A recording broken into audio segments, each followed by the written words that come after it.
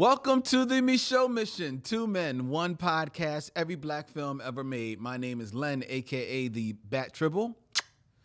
And as always, I'm joined by my partner. Hey, this is Vincent Williams. Tonight, ladies and gentlemen, we are continuing in the Summer 2K Festival as we jump into the year of 2005 to take a trip to the local rink with Bow Wow, Megan Good, Journey Smollett, Chi McBride, Kalita Smith. I'm sorry.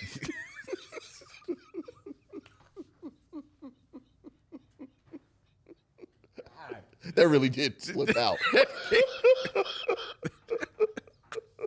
Oh, man, that came from the depths. A fine actress. A fine actress. Daryl McDaniels, a.k.a. DMC, and Wayne Brady in Malcolm D. Lee's Roll Bounce. Vincent's selection for this stop on the Me Show Mission. But first, shout out to each and every one of you lovely individuals who are watching us as we stream live from Young Junk, Philadelphia's premier video podcast palace, to all points north, east, south, and west, X, Instagram, LinkedIn, Facebook, and, of course, our lovely home on YouTube. Hello, missionaries. Good evening, one and all. And if you haven't already, please make sure to hit that subscribe button and ring the bell so that you can be notified of when we go live every Tuesday at 7 p.m. Yes. And when we put up new videos and shorts on YouTube. Vincent, how are you doing, my friend? I am fine, doing well. And Yeah? yourself? I'm doing pretty good myself as well. I Good to hear. cannot complain. I had a waffle this morning. It's always a good day for a waffle. It is never not a good day for a waffle. Did you have it with chicken or did you have it I did not have. traditional? I just had a waffle? traditional waffle with Okay. some turkey bacon. Okay. You know, I have not developed the taste for chicken and waffles. That's actually fair. I don't think that's. I think Are you a chicken and waffles person? I do. We actually went to, and you know the place is good because I'm about to engage in free advertising. We actually went to my favorite East Coast chicken and waffle place, Amy Ruth's, in New York this weekend. Oh, really? Yep. And I had chicken and waffles. Amy Ruth's? Amy Ruth's. What, is this in Brooklyn? Harlem. In Harlem? Yeah? Yeah.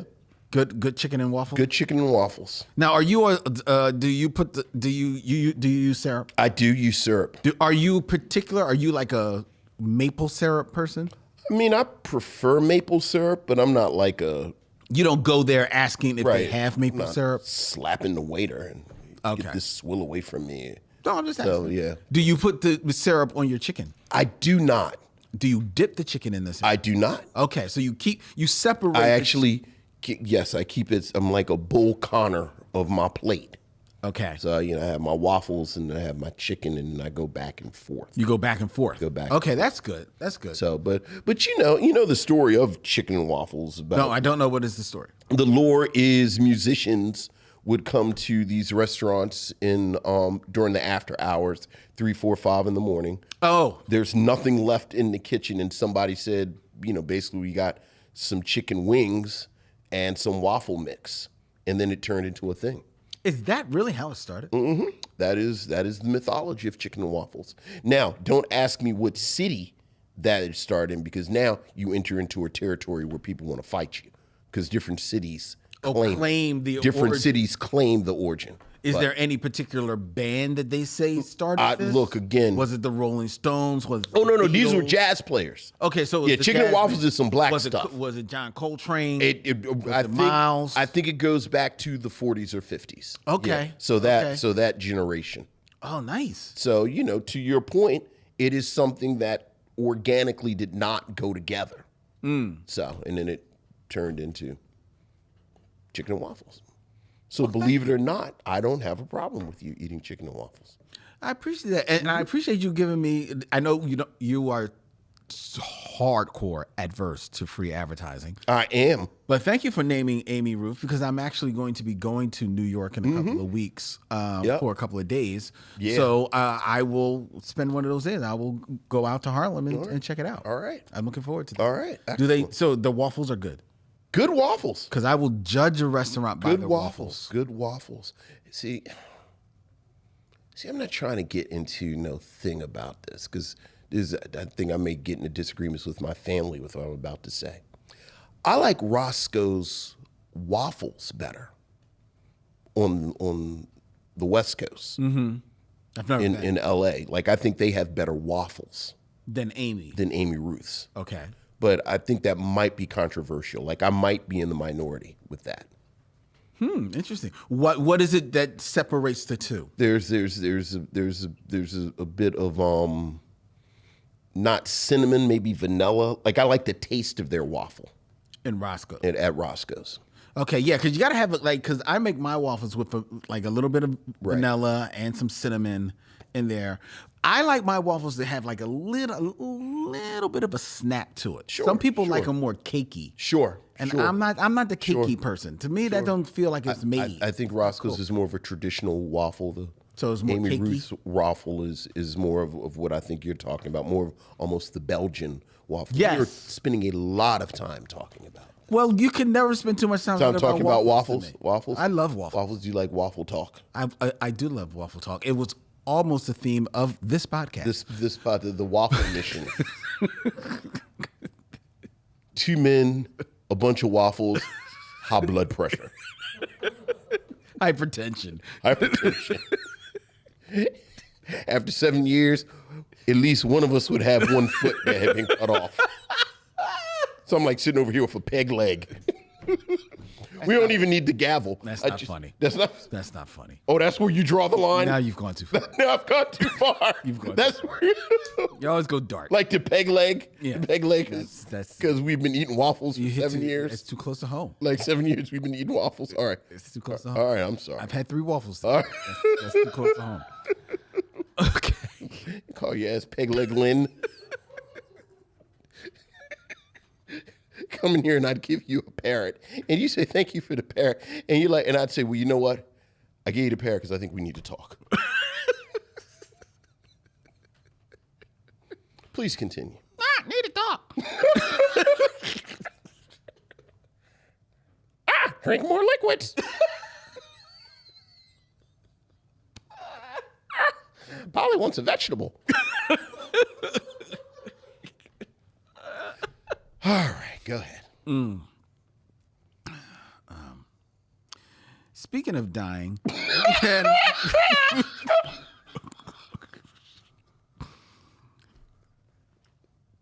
the last of the original 4 Tops has passed away. Yeah. Duke Fakir. Yeah. Passed away at the young age of 88 years. Yeah. That's sad. Last member of the original member of the 4 Tops. Yeah. Passed away. Shame, right? Yeah, it's sad. You know, just as one of those old classic Motown groups. Always speaking of another sort of mythology, rumor, urban legend, I always heard that the 4 Tops told Berry Gordy, because I think they were like the group that was probably right under the Temptations. Right, yeah. In popularity. The Temptations were just freaks because they had these voices and then this intricate choreography and just everything about the Temptations was just freakish. And the story I've always heard is that they wanted the 4 Tops to be more like the Temptations. And Levi, I think, who's the lead singer of the 4 Tops, told Barry, look, man, we going to sing or we going to dance. You're going to have to pick one. Which is why when you look at the 4 Tops, they always have like that classic 4 Tops move, that back and forth. Because they singing. Yeah, but all that, they weren't doing. Syncopation. Yeah, they weren't doing all that Temptations. No, they weren't. So, but do you honestly think that they were like that tier below? I mean, first of all, they were a phenomenal group. Oh, absolutely. They were legitimate legends, right? I think to a degree, held back is a wrong word, but I think because Levi Stubbs was so powerful a voice. Yeah, one of the great voices. Like he became like their signature sound. Sure, absolutely. As opposed to the Temptations, who had multiple ridiculous, right, voices. But what do you think that they actually were like? I mean, and we're only talking about as far as in the realm of Motown, right? The guys, right? The classic lineup, Yeah. But even then, we're only talking about the guys because I don't think 1 and 2 is actually probably the Supremes and the Temptations, right. But if you're just talking guys, are the Four Tops that actually that tier below the Temptations? Is it maybe Smokey and the Miracles? But they precede them. I always liked them better than Smokey and the Miracles. Me, myself. Okay. Well, I like them better too. Yeah. But then my other contender is, was it the Jackson 5? Oh, I think once you get to the Jackson 5, now we've left that original. So you left the original core. Okay. Yeah. Okay. Fair enough. All right. But definitely rest in peace. Most definitely. Definitely rest in peace. All right, ladies and gentlemen, we're going to get into the show, which means that we want to hear from you. We see all of you out there in the chat, but some of you have sent us emails, or as we like to call them, missives from the missionaries. So what else is going on, Lynn? We have emails, Vincent. Ooh, missives from the missionaries. Ooh. Ooh. Ooh, missives from the missionaries.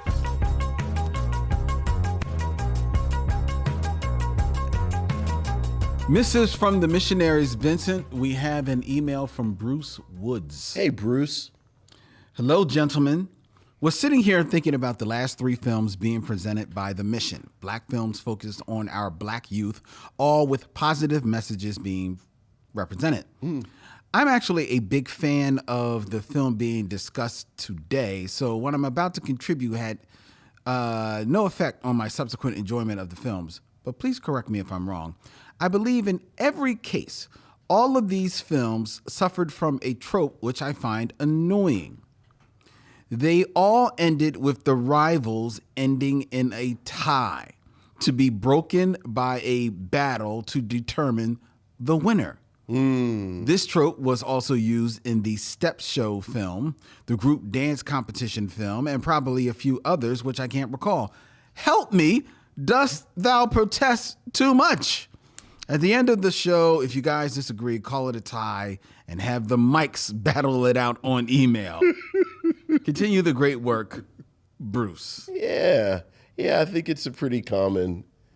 I mean, you completely understand the dramatic use of that. Well, I think the dramatic use of that is so that you can ultimately get because a lot of these have loosely sports kind of themes kind of running through and you them. want that direct, that one-on-one. Yeah. Right. So when it's a band or a group, you got to try and whittle it down to where it's mono. Yeah, oftentimes it's a contest and then, so. Yeah. So I think that's what we are viewing in that moment. We also got an email, but thank you, Bruce. Thank you for that Bruce. email. We got an email from Ellis Heron. What's up, Ellis? Who is our guy from Fort Worth, Texas. Mm-hmm.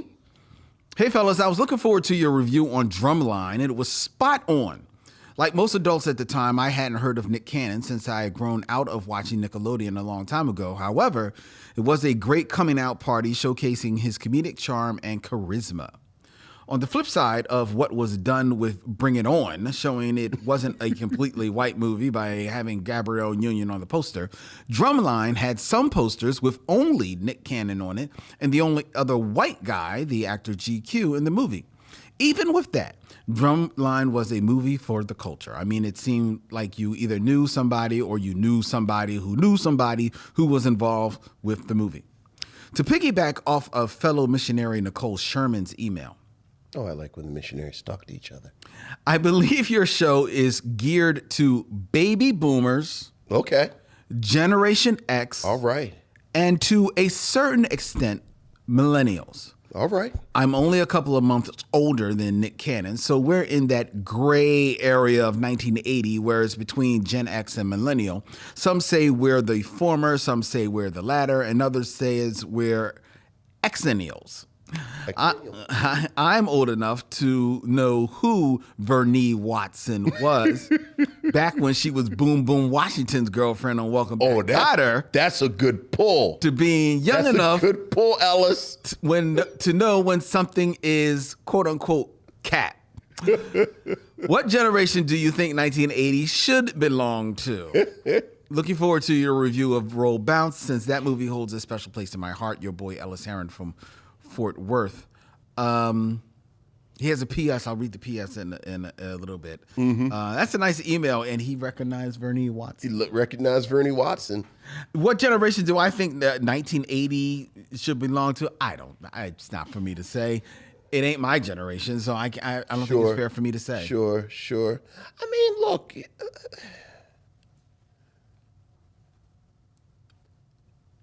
I feel like 80 is closer to us than not.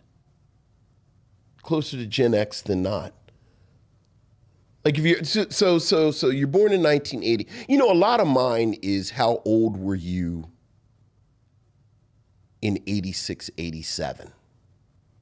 Okay. Because I really do feel like and I'm going to why those years? Well, I'm going to make an assumption about Ellis, and maybe I'm wrong, but I'm going to assume Ellis is African American.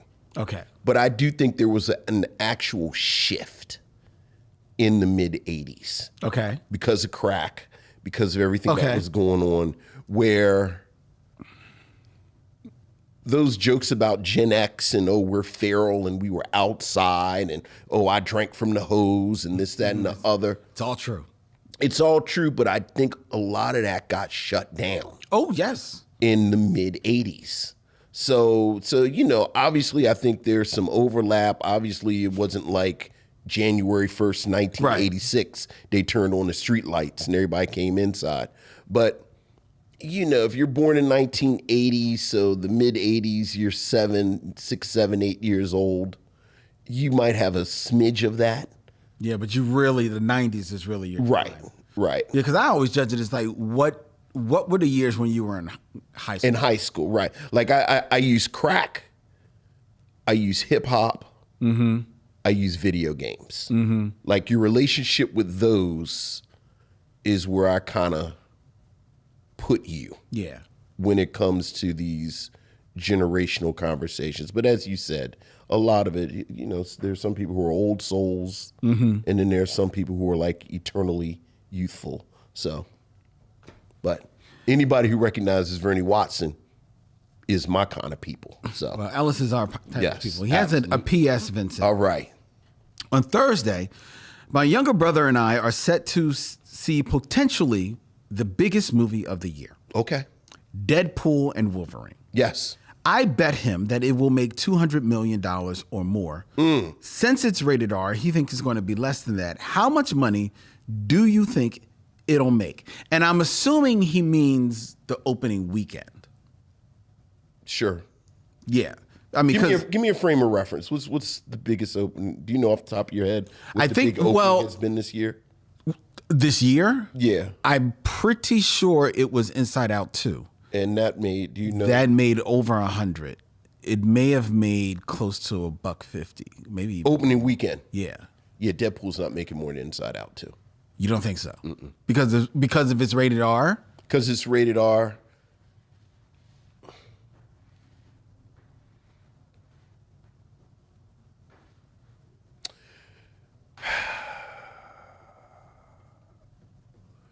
How many repeat viewings do you think Deadpool? Oh, Jesus. 2 is. Wrong. Opening weekend. Whoa. I was wrong. You was wrong? I was wrong. How much did Inside Out 2? Inside Out 2 for its opening weekend made $295 million. Okay. Then Deadpool. It might be closer to 2 then. Yeah, it's not going to. It's not going to make 290. Is that it's not going to hit Inside Out 2? Well, it's not going to get 295 million. No. Yeah, it's not going to get 295. And no, I'm not a mathematician, But 200 is less than 295. It is. So maybe it'll make 200. Yeah, I think it's going to have legs. It's going to have legs. I don't think it's going to make 200 million. Mm-hmm. But here's the reason. But it's not because of the rated R of it. Mm-hmm. I think it won't make 200 million because, one, it's not coming out on a 3-day weekend because it's coming out this weekend. True. So it's just going to be a typical weekend, even though it's going to get that Thursday bump like they all do now. Anyway, but it's coming out when Bad Boys, whatever the third Bad Boys or fourth Bad Boys, Bad Boy 4, Inside Out 2, Despicable Me 4, and A Quiet Place, all 4 of those movies are still making significant bank. Okay. Deadpool will still be number 1, but I think all 4 of those movies will pull from their audience because there will be people that will still want to go see Despicable Me 4. They'll still want to see Quiet Place. They'll still want to see Bad Boys. They'll still be taking their families to see Inside Out. You don't think those are people that have been to those movies already, though? The question is, do I want to see Deadpool or do I want to see Bad Boys again? Maybe not Bad Boys again, but I think that there is still people that are going to see Despicable Me 4 and Inside Out 2. Inside Out 2 is getting return numbers. Well, again, do I want to see Inside Out 2 for the second or third time, or do I want to see Deadpool for the first time? No, but I think that there are people who haven't taken their family yet to see Inside Out 2. Well, they weren't going to go to Deadpool anyway then. Well, no, not necessarily, but they just haven't taken their family to see. So let's put it this way. I would see that if it's a family, like it's a family of 4, one parent is going to go to Deadpool and one parent is going to take the kids to Inside Out too. So it's going to split the ticket. Right. That's what Yeah, I don't know. And I never know about these opening week things. I do think Deadpool's going to have legs though. I do too. Like I think we're going to be talking about Deadpool into the fall. I do too. So I agree. All right. Well, thank you, Ellis, as always, for your very thoughtful email. We have another email, Vincent. This is from Nicholas. What's up, Nick? Greetings to brothers Len and Vincent. Random, but I read the word skew with a fake Baltimore accent. I also watched this past weekend Anna Lucasta, starring the late legendary queen herself, Eartha Kitt. Yes, sir. Along with Sammy Davis Jr. Yes, sir. The equally late Sammy Davis Jr. Equally legendary. I have a question that can lead into a discussion. Okay. Which black classic films cannot be duplicated and or remade? The reason I asked this question is because the other day I was listening to a podcast that was discussing the movie Boomerang. Someone mentioned that this movie could be remade, and I disagree. Part of the reason Boomerang is a beloved classic is because of the cast. I mean, Eartha Kitt and Grace Jones in the same movie is already star power. I do believe the story of Boomerang can be remade along with the sexual and gender politics, but the film, not so much. In my opinion, I believe there is not enough star power in Black Hollywood to pull off a new, updated version of Boomerang. Other black classic films I believe that cannot be duplicated or remade are Juice, Friday, Waiting to Exhale, Love Jones, Set It Off, New Jack City, just to name a few. I know you guys have talked about which movie you want remade, but how about movies that cannot be duplicated or remade? I would love your thoughts. P.S. I really thought you both were going to review Love Don't Cost a Thing since you both discussed Nick Cannon last week. And that film stars Nick Cannon and Christiana Milian. I can't wait to listen to the review of Roll Bounce from a fellow missionary, Nicholas. You know, Love Don't Cost a Thing is an interesting film because it's one of those very small examples of black films that are remakes of white films that also are fairly recent. Like it's one thing we kind of remake an old film, but like Love Don't Cost a Thing is a remake of Can't Buy Me Love. Yes. Which, they made me. It's not that old. Yeah, not that old. And then, the movie that's been on my short list forever, About Last Night. Which is About Last Night. Is that the Michael E. Lee? Yes. Yeah, which I think actually has the same script As the white version. Yeah. Oh, yes, yeah. Yeah, so it's sort of fascinating. But anyway, what do you think? Maybe do one movie you think can't. Well, be first of made? all, I want to say that I agree with Nick in regards to Boomerang. I don't think Boomerang is a movie that you can remake. I think the star power he mentions is correct. I think you have Eddie Murphy probably at his peak powers in that movie. Grace Jones, Eartha Kitt. Eartha Kitt in a very small role is memorable as hell in that movie. Right. And I don't know if there's anybody that has the equal charisma to stand up in a film versus Eddie Murphy like Robin Givens did in that film. Yeah. You know what I mean? Yeah. And I don't think that as much of that movie, as much as that movie is a product of its time, it is also still has a timeless nature that when I watch it, it doesn't feel dated. Sure.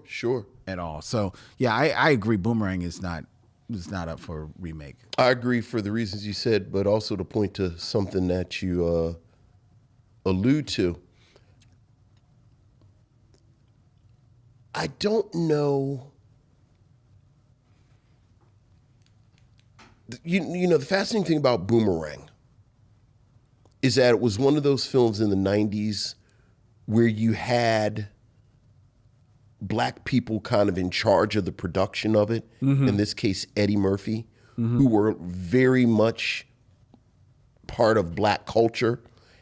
And they kind of gave flowers to stars. But we Jeffrey Holder. And I always reference Leonard Jackson, of course. Yes. But like you said, Eartha Kitt is in it. Dick Anthony Williams is in it. I'm sorry, no, he's not. He's not in that. Well, I'm thinking about Jeffrey Holder. Quietly before he was Bang Bang Bang, you could put John Witherspoon was one of these kind of, and I just don't know. I don't know who the generation of older comedian would be now.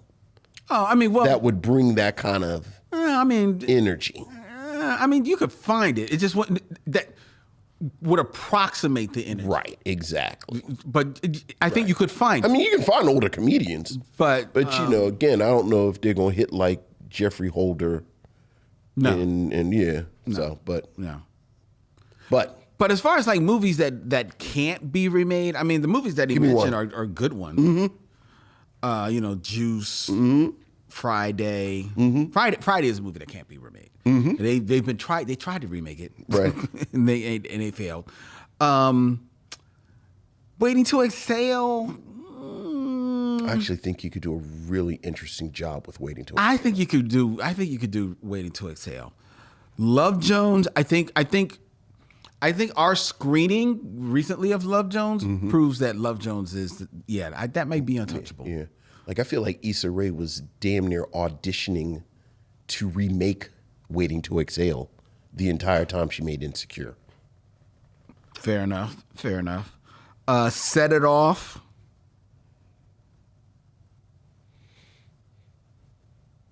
I think Set It Off is a very 90s film. Yeah, maybe not that. New Jack City. New Jack City was damn near a period piece when they made it. True. But I think, but to that point, I was going to say New Jack City is very much an 80s. Like again, it was damn near a period piece when it came out. Now here's a film that he does say. He said Juice. I think you could remake Juice. I think you could do some interesting things with Juice. I think you could remake Juice. I think people don't want to remake Juice because of the Tupac of it all. Yeah. But take away that, I think you could remake. But I think that story of a gun Yeah. is Yeah. one that can easily be transferable. Yeah. Yeah. Yeah. I'm trying to think of any other movies that black films. I mean, I think Do the Right Thing I'm going to say Do the Right. had to come out in 1989. Yes. Like, I don't think Do the Right Thing could have come out in 1991. Yeah. Like, it really is that exact moment. Mm-hmm. And then that moment's gone. Yeah. So. Yeah. That's one you don't want to touch. You definitely don't want to touch that. Here's something I've been saying for years that I don't think they can redo Uptown Saturday Night. But did you see the trailer for Fight Night? No. This limited series coming on Peacock in the fall? No. With like Kevin Hart and Samuel L. Jackson and Terrence Howard? No. And I said, I'd be damned, this looks like a semi-serious Uptown Saturday Night. Is it a semi-serious show? I mean, I don't. I mean, imagine Uptown Saturday Night where people get shot. Oh, Yeah, but it is a period piece. okay. So set, I don't set know. in that time. It's set in the 70s. Yeah. See, I think you could do Uptown Saturday Night. Yeah, but I think you. But I could detach that myself. kind of joy of the actors and comedians Yeah. at that time. So Yeah, I think you could redo Uptown Saturday. I don't think that's untouchable. right, I don't think that's an untouchable. could you do a contemporary Uptown Saturday Night, or does it have to be a period piece?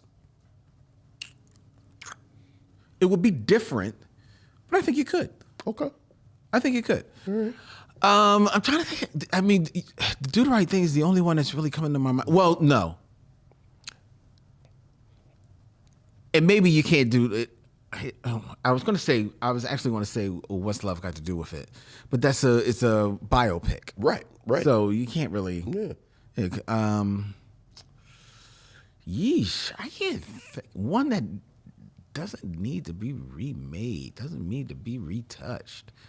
Wow. I mean, it's a lot of them. And I think you just shouldn't touch them, but. Yeah, but not. You know what? I don't hold that many sacred cows. We've named a few. I'm trying to think.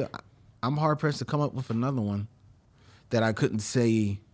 First of all, they got to be a classic, so it's got to be a great film. That it's not worthy of being remade. I can't come up with one. We'll think about it. We'll think about it. Maybe I'll blurt out one in the middle of the show. There you go. How about that? Right. All right. We got one more email, Vince. All right.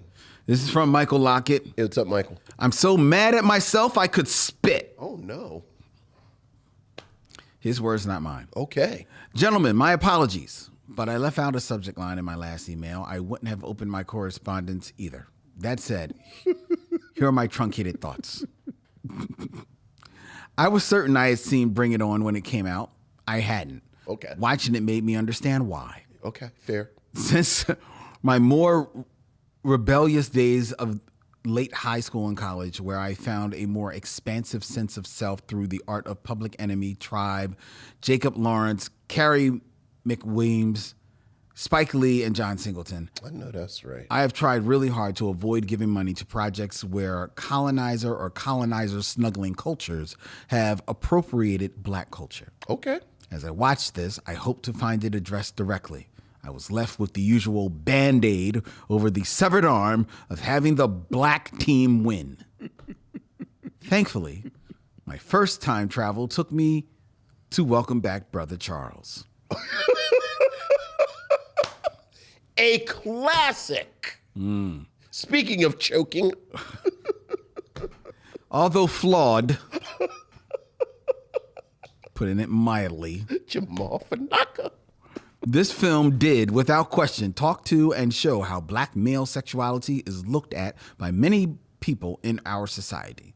This film also gave us a realistic take on how a black person with a special ability would still be bound to society's systemic ills based on race. Yeah. Oh, yeah. Sure.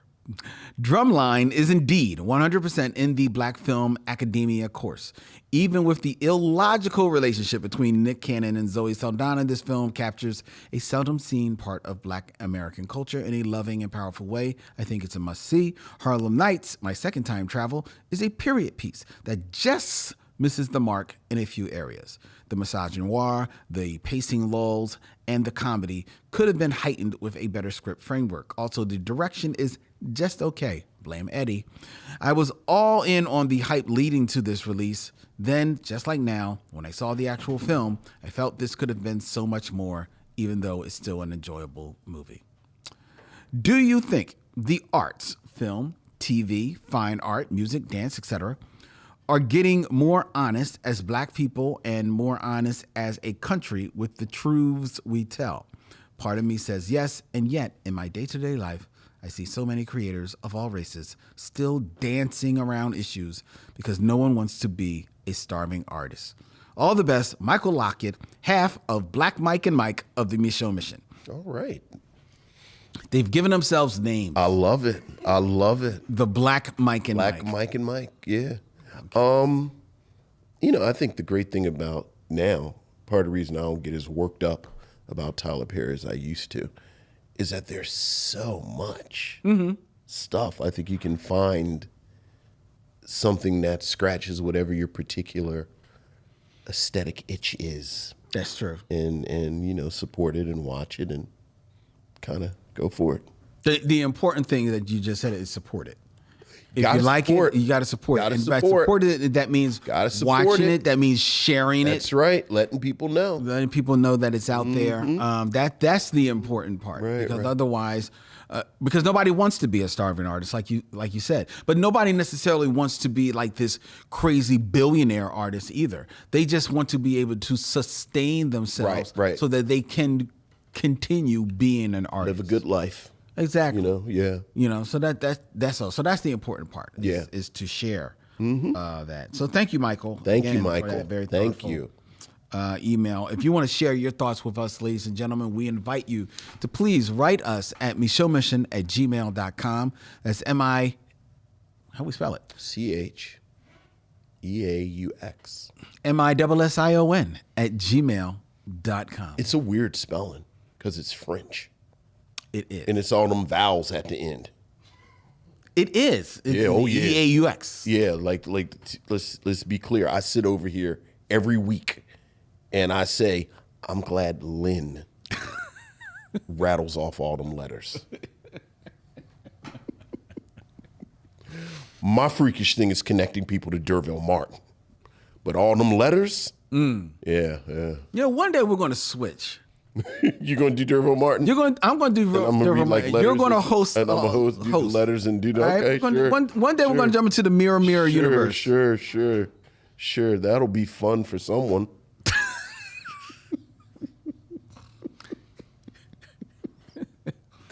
That's Vincent speak for never going to happen.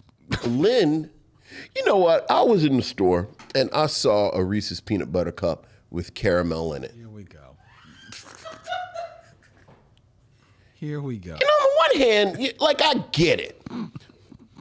It's got to be frustrating working in R&D for Reese's, because you got the perfect thing. You made the perfect thing.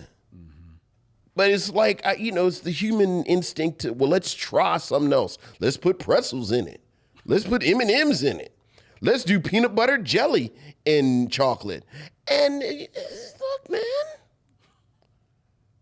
there is nothing wrong with a grilled cheese sandwich and tomato soup.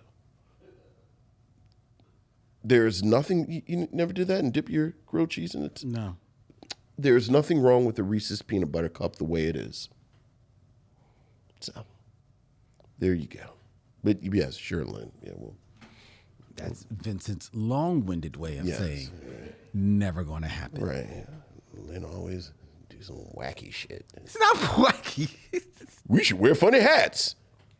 Every fourth episode, maybe we can wear funny hats. I mean, we could, but It's too much like a rubric. We're not going to do that. He just set it up and let the missionaries let them review their own movies. We give him a rubric, tell him this is how we're gonna do. Then Dylan can go over there and he can tape empty chairs every week. Can I move on? Please do. You're the one that brought it up. No, you're the one that stopped before No, the you went to the rubric conversation. Go ahead. I mean, we're gonna get replaced by AI anyway in the next 6 years, so. What? That's just what they say. I don't. Go ahead. I don't know. See, you went too far. I know. You always go dark. I know. Now I'm back to your foot getting cut off and you got a peg leg.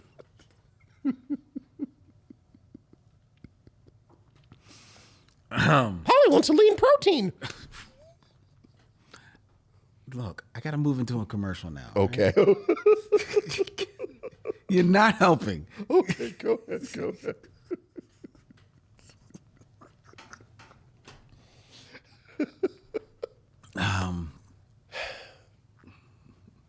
Stop.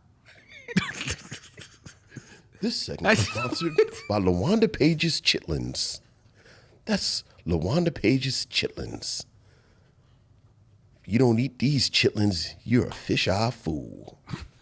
LaWanda Page's Chitlins at your local supermarket.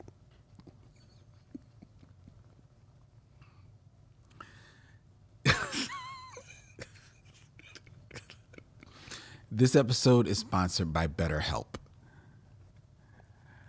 I wish every Tuesday I had BetterHelp on the show. Fortunately for you, ladies and gentlemen, if you are looking to get in touch with a better part of yourself, or just looking for someone to just talk some things through, BetterHelp.com is there for you. And you can try BetterHelp.com/MM to get 10% off of your first visit on behalf of the Michaud Mission. That's BetterHelp.com, HELP.com. BetterHelp for a better you. And now back to the show.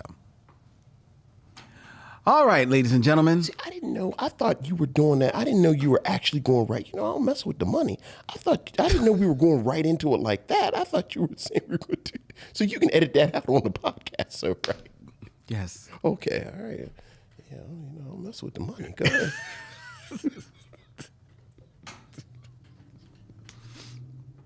Can I continue?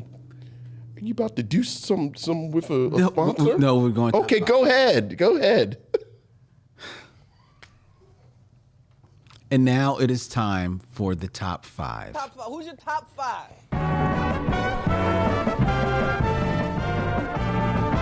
My top five is. My top five is. My top five is. Top five, ladies and gentlemen, where I give Vincent a list. I give you the list as well, ladies and gentlemen. You can check it out. I've got to come up with a different cadence. I don't like saying ladies and gentlemen anymore. I want to try and workshop something else into that. It's going to be hard because I've been doing that for over 20 years, but I'll figure it out. Just missionaries? Top five, missionaries. Thank you. Where I give you and Vincent a list, and he shares his scintillating commentary with all of us. All right, ladies and gentlemen. All right, missionaries. Hey, man, look. Keeping it in theme, Vincent. Yes. We are going to be reviewing Roll Bounce. Roll Bounce from the year 2005. Mm-hmm. And as we have all during Summer 2K, we're going to look at what happened in black pop culture in the year of 2005. Okay, all right. All right. So are you ready? I am ready. Now, this is going to be a hard one, Vincent, because we've done it for every year so far, 2000 and 2002. Mm-hmm.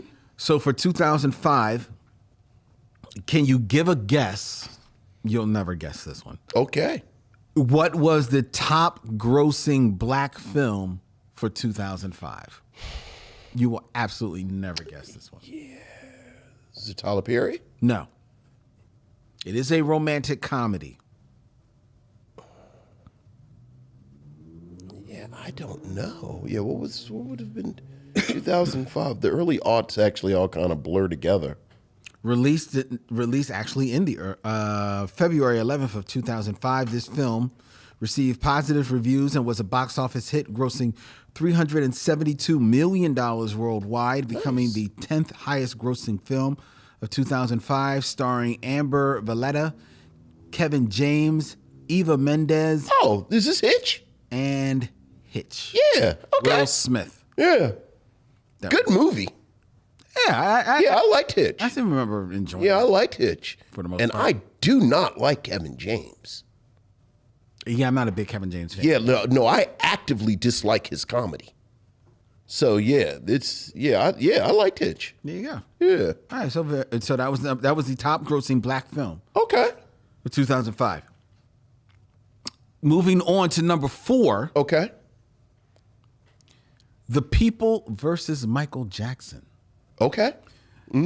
After a 14-week trial, Yeah. Michael yeah. Jackson is found not guilty on all 10 felony and all 4 misdemeanor charges in a child molestation case.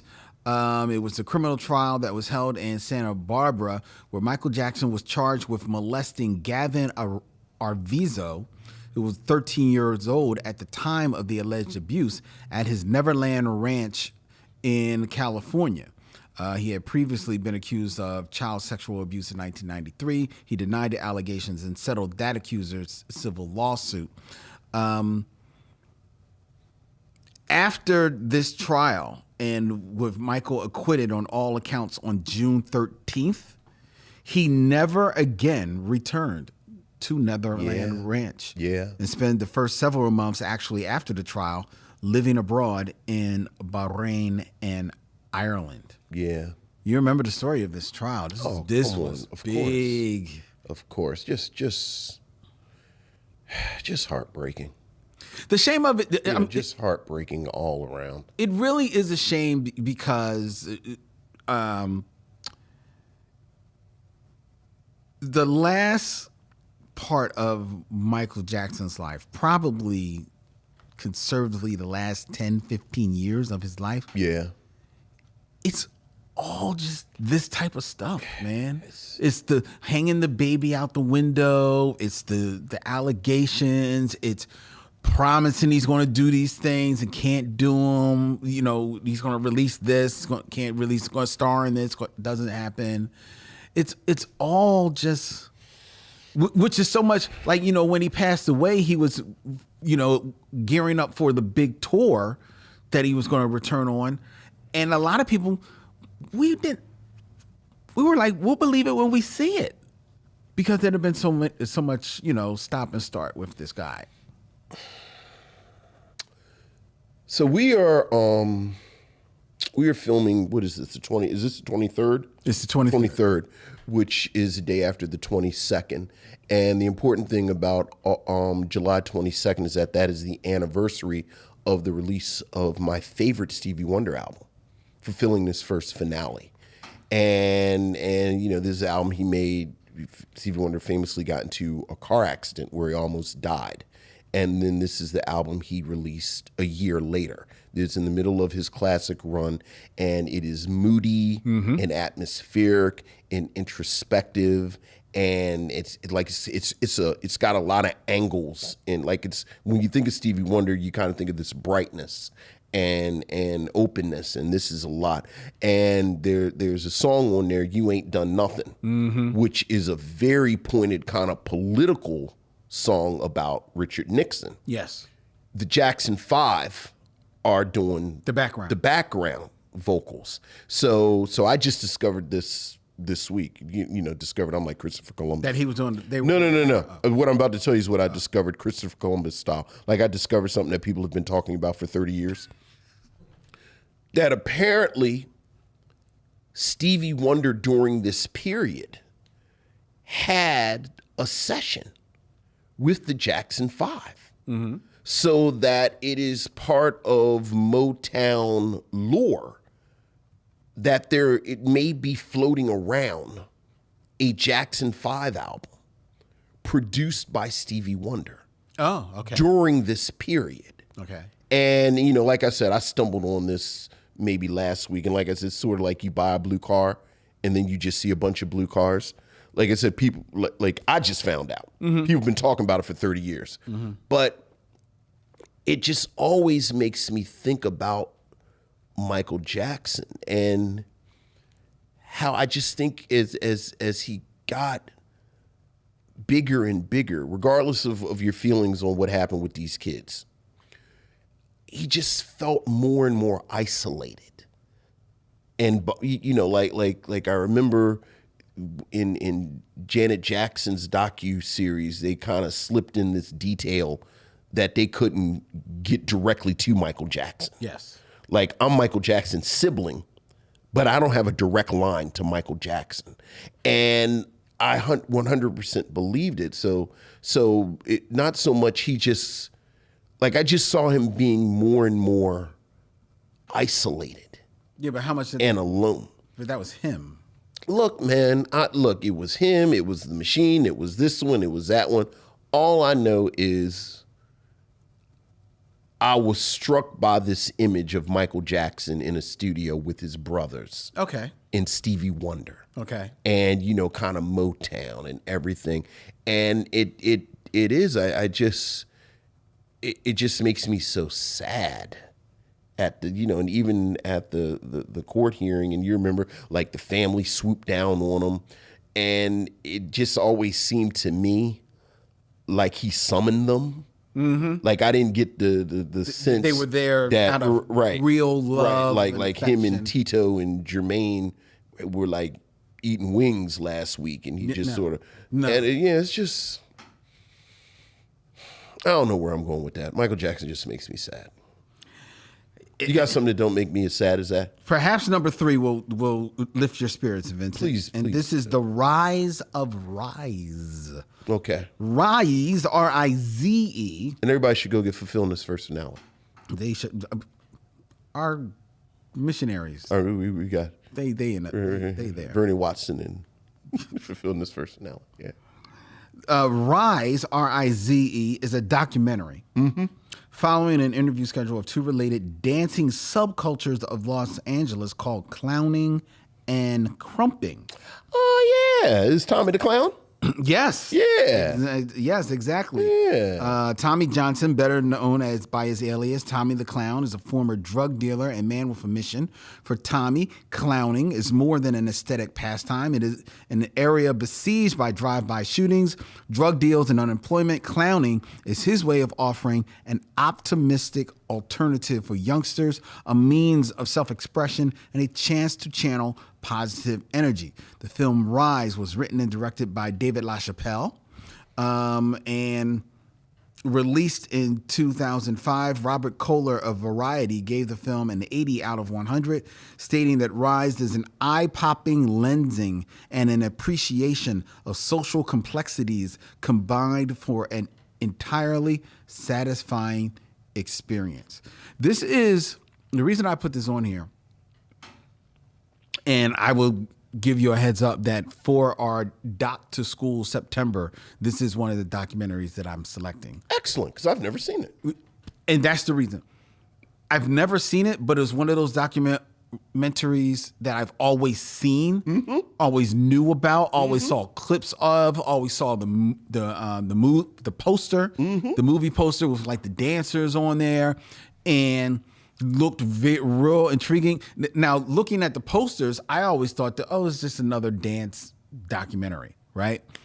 But then I think one day I had read about it and I was like, this is maybe a little deeper than that. But what I didn't realize is that how big this film was. This was actually a very heralded documentary that people like, more than a cult classic. It is one that people return to very, very often. And I wanted to give it some shine for 2005. Look, in the midst of Kendrick Lamar's victory lap, part of his flex was that he brought out Tommy the Clown. So, yeah. This is very much culturally significant. Most definitely. So this is, this is where it starts. So The Rise of Rise. Number two. is also something that gave birth Okay. in 2005. What was that? You saying give birth? Was that you? What was I that? don't know. I don't know. I have no idea. Surprisingly graphic. Couldn't let it go. I could go ahead.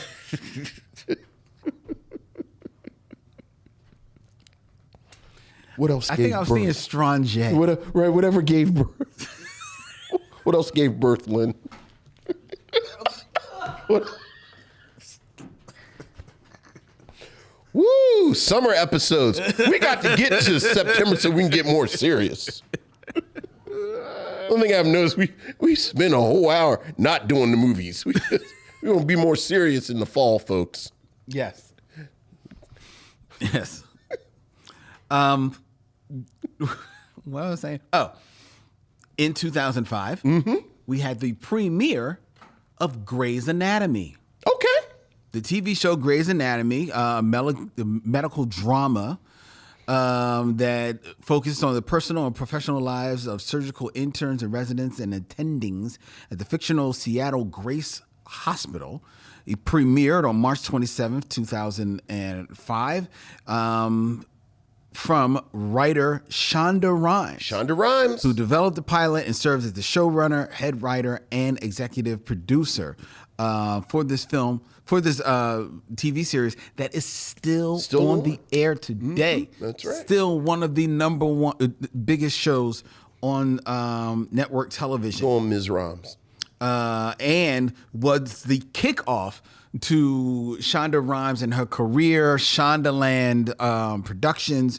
She would go on the show itself will go on to receive numerous awards, including Golden Globe Awards, 38 Primetime Emmy Awards, including 2 for Outstanding Series, and was also inducted into the Television and NAB Broadcasting Halls of Fame.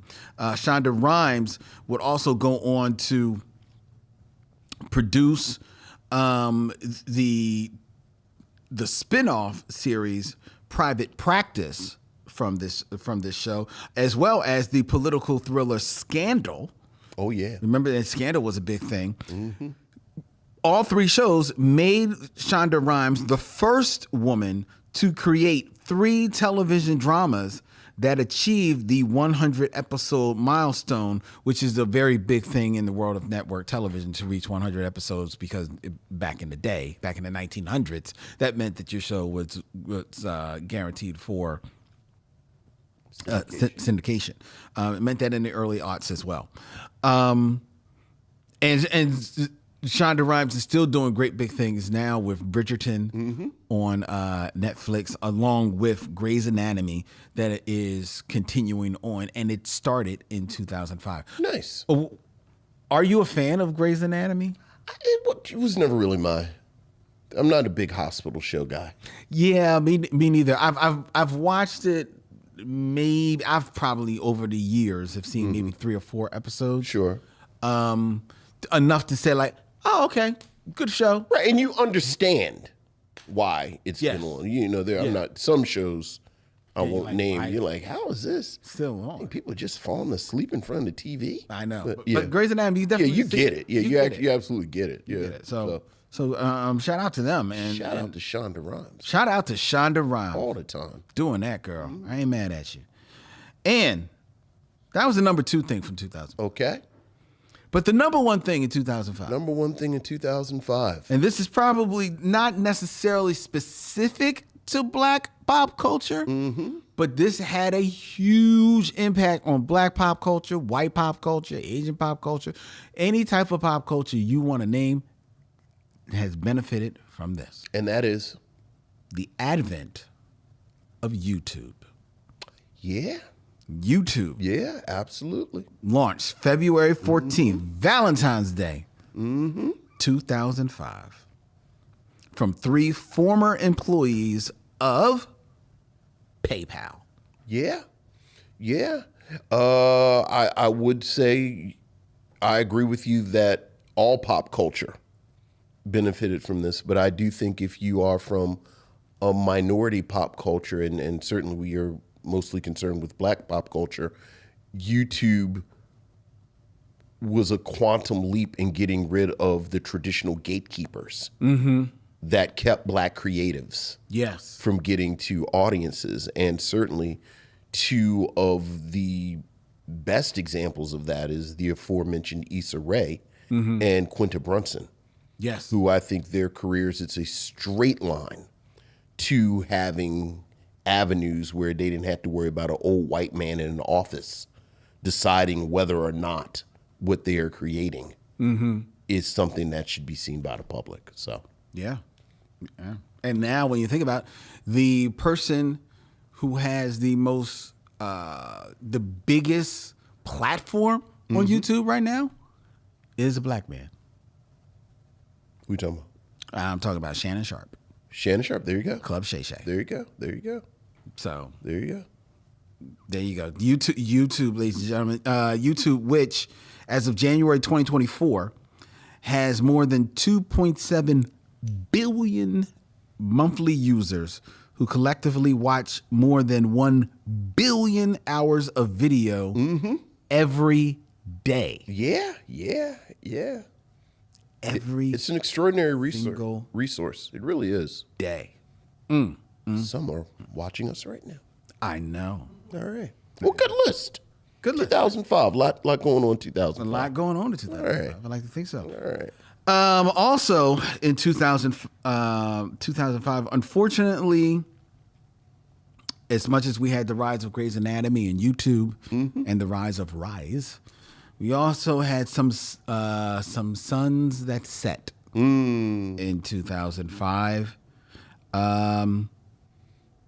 One of them being Shirley Chisholm, Yeah, that's a shame. recently memorialized in a Netflix film Yeah. starring Regina King and our good Yeah. friend Dorian Missick. Yeah. Shirley Chisholm, who in 1972 became the first black candidate for a major party nomination for the President of the United States No, that's right. and the first woman to run for the Democratic presidential nomination. Throughout her career, she was known for taking a resolute stand against economic, social, and political injustices, as well as being a strong supporter of black civil rights and women's rights. So yeah, we lost Shirley Chisholm Salute. in 2005. Also in 2005, passing away, we lost Rosa Parks. Yeah. And Rosa Parks' name is synonymous with the civil rights movement. Yeah. And black liberation. So Salute. we also lost from the world of acting in 2005, Brock Peters, Love some Brock Peters. Ossie Davis, Damn. Same year. same year. That's a tough year. That's a tough year. And from the world of acting and comedy, one Richard Pryor passed away in 2005. Richard Pryor, many consider the greatest or comedian of all time. Yeah. And you won't get too many arguments. Look, man, certainly stand up. Well, yes, when we say stand-up comedians, stand-up Yeah, comedians. yeah. He's considered Think about one of the art, greatest. yeah. Yeah. Wow, that's a tough year. It's a tough year, right? Right. Whew.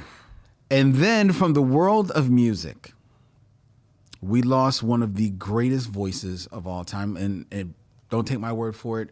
He was actually voted from Rolling Stone as one of the top 200 voices of all time. When we lost one Luther Vandross. That's real tough. Yep. Luther Vandross gone too soon. Year 2005. Yeah. Yeah, it was a rough year, right? I feel like maybe you should start with the deaths because this is sad. Well, it is, but that that's it. Okay, thank you. That's it. It's sad, but And it is. also your dog. Like, this is terrible, Lynn. But it's a moment. Little Susie and her pigtails. it's a moment also to celebrate these people once again. Sure, absolutely. You know what I mean? Absolutely. Like celebrate, like Luther Vandross. Luther Vandross, you know, I have a playlist of songs that I like to sing out loud. Okay. Like, I like to sing along with these songs. And one song I love to sing along with, I sing along with it every time I play it on my playlist, every time I hear it someplace. It's Luther Vandross, Never Too Much. Okay. It is one of my 10 favorites, one of my top 10 favorite songs of all time. Look, man. Luther. Love that song. Yeah. Love that song. It's and I thought about that once, like how over time some voices get lost, you know, and they no longer become part of the tapestry that you return to. Think of how we were just talking about the Four Tops and the Temptations, and how, you know, maybe not quite as much, but their voice is still kind of part of the tapestry. Yeah, oh yeah. Right? Certainly the Temptations. Yeah. Like people return to that voice. I don't know if people return to Luther Vandross as much as we would like for them to, you know? They're returning, they're refinding Michael Jackson. They're refinding Prince. I don't know how many people return to the voice of Luther Vandross, and that's a shame because it was an incredible voice. Oh, I want to know. That's a whole different conversation. All right. Yes. Yeah. Yes. I agree with you. Okay. So I agree with you. I agree with you. say what you want to say. No. I do think I do think what kind of adds texture to this conversation is what is the context in which you say some of these voices are lost and found. Because I do think there's sort of the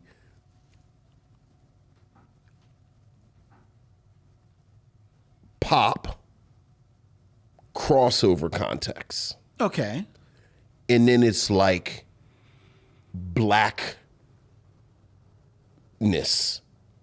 where, you know, for instance, ironically, the first name that popped in my head was Tina Marie, a white woman. Like, how much do white people know about Tina Marie? They don't. But, you know, Tina Marie is like, even if it's like it's our music, but then for younger people, it's my mother's music, my grandma, or Frankie Beverly. Okay. Frankie Beverly and Maze is a perfect one, where I don't know how much they're getting lost in certain context. Now, you know, somewhere else, it's sort of a version of the Black famous conversation. Okay. I don't know. It's just it's the reason why I think that they're getting lost, and maybe I'm wrong. Right. Maybe I'm wrong because I don't admittedly listen to radio. Sure. I'm not. Look, I mean, in the public space. Yeah. Cookout, party. I place, don't hear that place. hear people returning to Luther Vandross. Okay. I don't. I hear, and maybe it is because in some of those settings, some of his music maybe doesn't necessarily fit in those settings because they're a little I slower. won't play like a house is not a home. I'm Yeah, trying to eat a sandwich. while I'm eating my ribs, Right. you know. So, Right. just don't really go. So, maybe that's it. Anyone who had a heart and over here trying to play spades. Yeah. See, Now I'm sad. when's the last time you played some Luther Vandross? Yesterday. Did you actually play it or did it come on? No, I played it. He's very. Look! You asked me. Yeah, look out. Well, you're different. Yeah, well,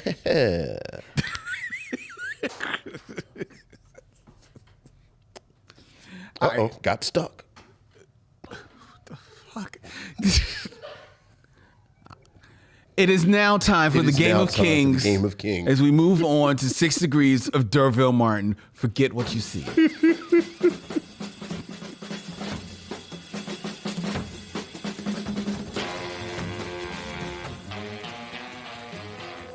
Don't you never, ever do that. 6 Degrees of D'Urville Martin, ladies and gentlemen. When I give Vincent an actor and he has 6 films or less to connect it to D'Urville Martin, a voice and a name and a presence that will never be lost. Never, ever. Not as long as the Michelle Never, Michels ever. lives on. You strike him down, it will make him more powerful than ever. He's like the Obi-Wan Kenobi of 70s black actors. All right, Vincent. Okay. Keeping in theme, Of course. connect D'Urville Martin to these other 2 actors that we lost in 2005. Is that the theme?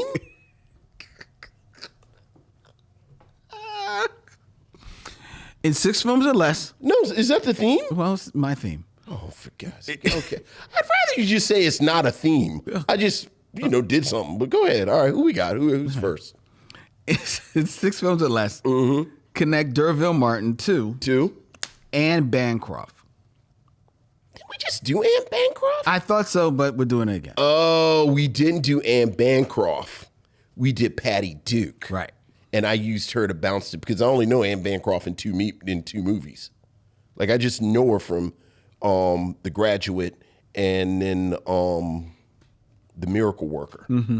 Obviously, I'm not going to use Patty Duke to get to Anne Bancroft. But what I will do is that D'Urville Martin is in 5 on the Black Hand Side with Dick Anthony Williams. Dick Anthony Williams is in, you know what? I'm not going to go that way. D'Urville Martin is in Foxy Brown Okay. with, is he in Foxy Brown or Sheba Baby? He might be Sheba Baby.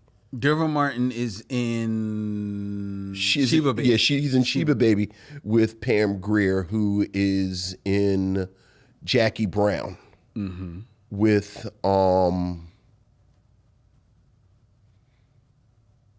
Samuel Jackson, who is in Pulp Fiction with Ving Rhames.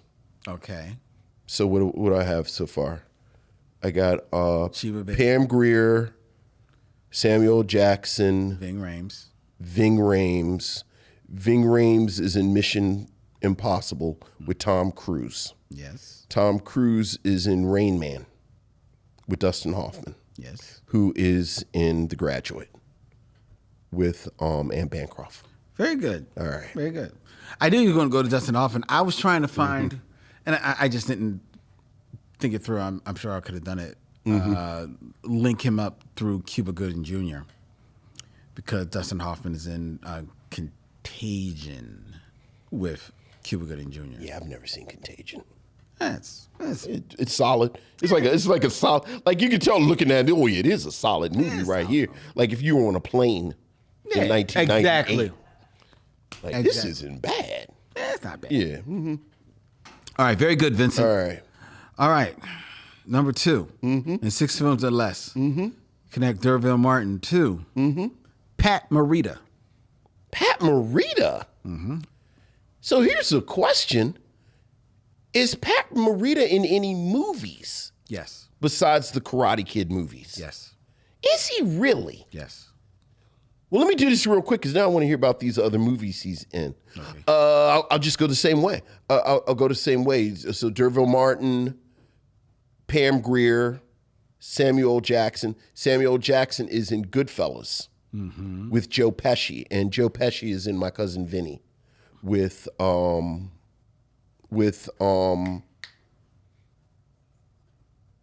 oh my God, how did I just forget his name? I don't know which one you're talking about. So I don't. His cousin that they actually go.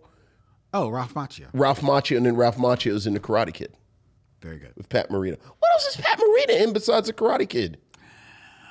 Well, he was in The Shakiest Gun in the West, which stars Don Knotts, Is he really? What year is that? 1968. Shut up. What's he playing that? You told me to shut up. Yes. Very nice. Shucky Ducky over here. Yeah, who's he play? He plays Wong. Whoa. Oh, my God. Of course he does. Because Mickey Rooney wasn't available. Oh, my goodness. That is terrible. That is pretty bad. Right. That is pretty bad. He is also in a redo of Babes in Toyland in 1986. All right.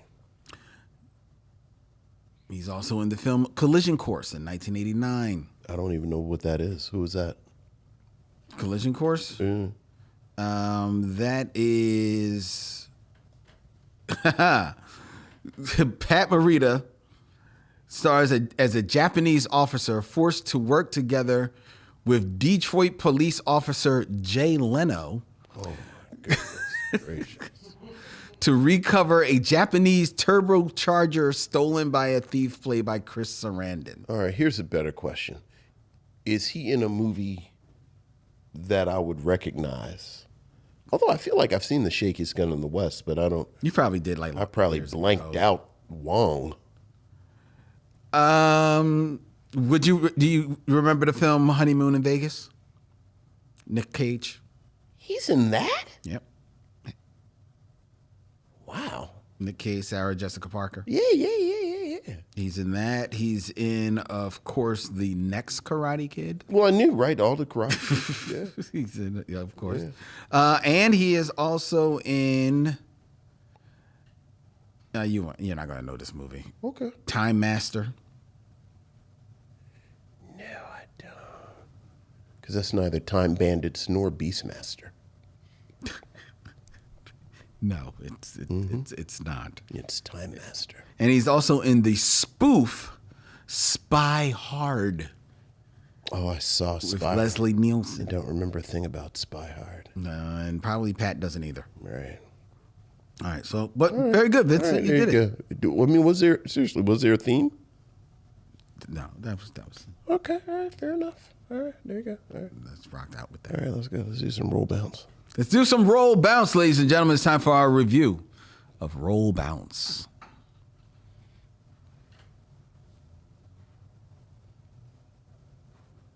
Oh, I gotta bring it up.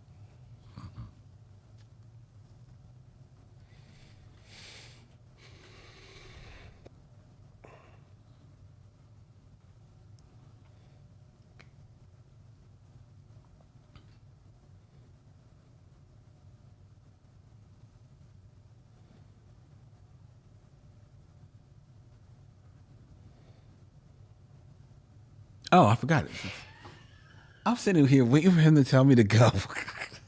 I literally was sitting here waiting for him to go.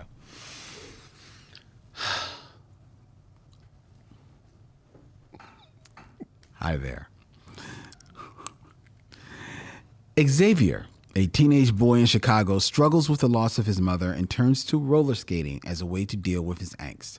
He and his friends are the stars of the skating ring they frequent, but this is all about to change. When it comes closing down, they have no choice but to go to the more upscale Sweetwater roller rink.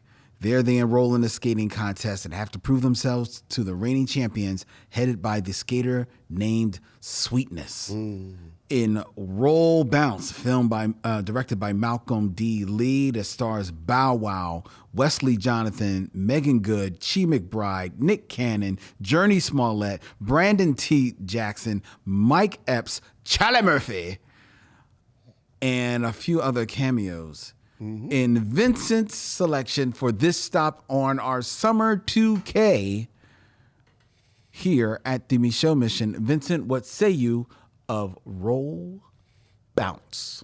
I think Roll Bounce is, in a lot of ways, the quintessential Malcolm Lee film, Okay. where it is a solid film. Like beginning to end solid, the bones are tight, everything, but it has a surprising amount of emotional resonance that kind of runs through it. As you said, Bow Wow plays a young man named Xavier. This is summer in, I believe, 1977, maybe 1978. 1978. So it's a period piece. set in South Side of Chicago. He and his group of friends are skaters on the South Side of Chicago. Roller rink that they've been going to all along closes, so now they have to go to the North Side, which is a more affluent part of Chicago. So you have a little class stuff, you have this kind of thing, and then they again run into who becomes their rival, Sweetness, and Sweetness's band of skaters. And this story about Bow Wow and his rugged, raggedy crew of underdogs versus Sweetness unfolds in a pretty straightforward manner. Yes. And frankly, I think there is a version of this film that this is the entire film that works. It's just a solid, straightforward film. You know, it's got a young cast. I'll talk about some of the performances, but it's a strong young cast, and they kind of do their thing. But in something that I think when you look at the advertising for Roll Bounce, you look at the posters and even the trailers, I think there's, I'm not going to quite say a bait and switch, but there certainly is a bit of a spoonful of sugar hides the medicine going down. Because as you mentioned, part of what Xavier is dealing with is that his mother has died. And from the film, it's been about a year since his mother has died. And Xavier lives with his younger sister and their father, played by Chi McBride.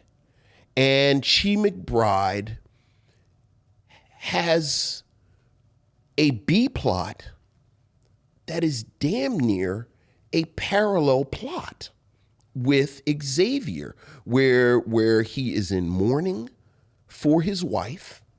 He is trying to figure out how to be a single father in a moment that he certainly, you get the sense he's very much a 70s father.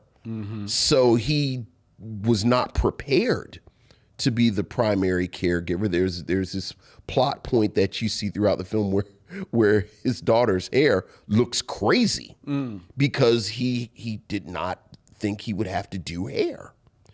And you also come to find out he's lost his job, so he's kind of dealing with that. And again, I think I forgot how much of the film dealt with that part. You know, they show him going to a party and again, just trying to get his footing a little bit. And I think that adds a heft to this film that, as I said, I don't think it was necessary, but it works much like a lot of it works because of the performances. I think we joked about this before about Malcolm Lee and his cast. I think Malcolm Lee's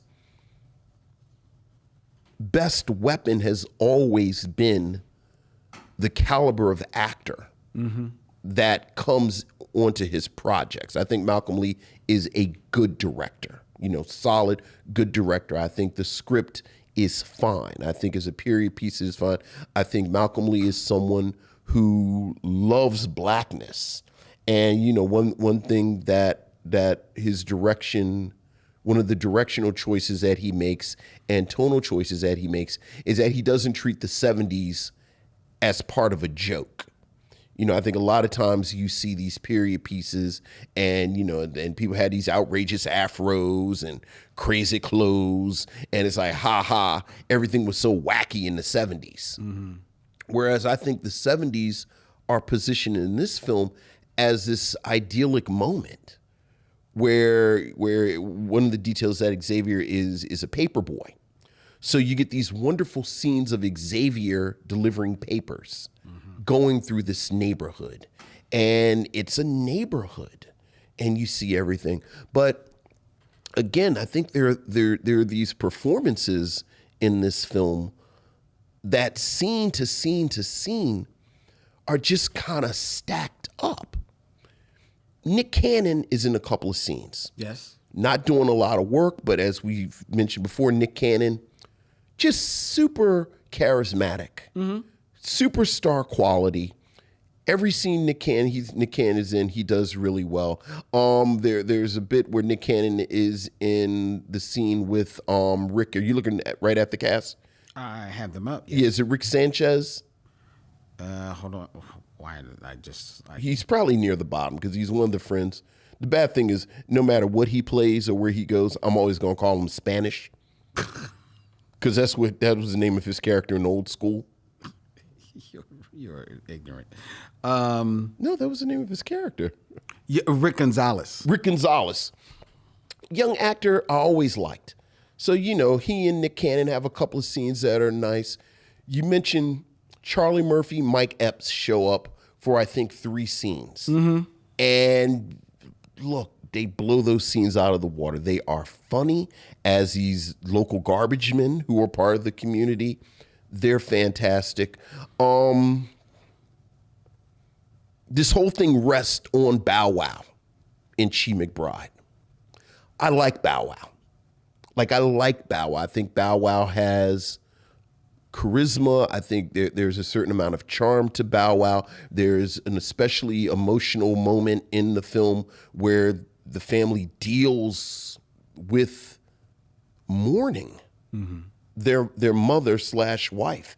And I think Bow Wow pulls it off where he just lashes out.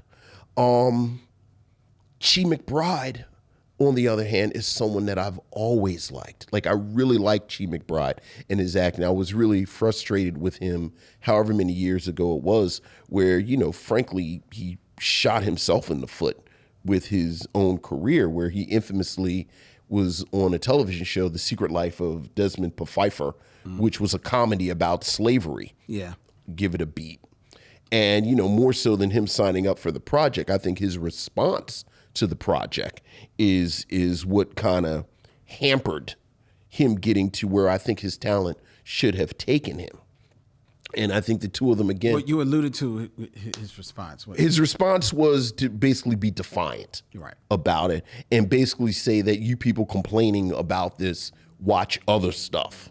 So don't give me any flack, as opposed to my bad. Right. Which is basically what he should have done, especially for a show that was canceled before it even came on. I think it came on once. Yeah, I was about to say it was right. So for him to anyway, it's very frustrating to me as a fan because I like Chi McBride.